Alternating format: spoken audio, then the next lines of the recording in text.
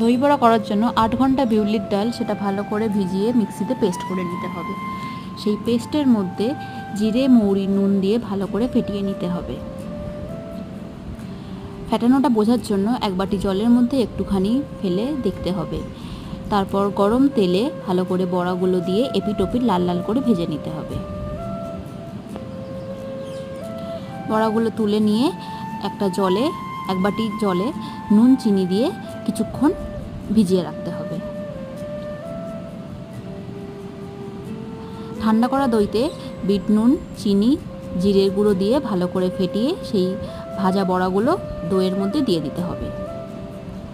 তারপর ওপর দিয়ে তেঁতুলের চাটনি, গ্রিন চাটনি, ধনেপাতা ও ঝুরি ভাজা দিয়ে পরিবেশন করতে হবে।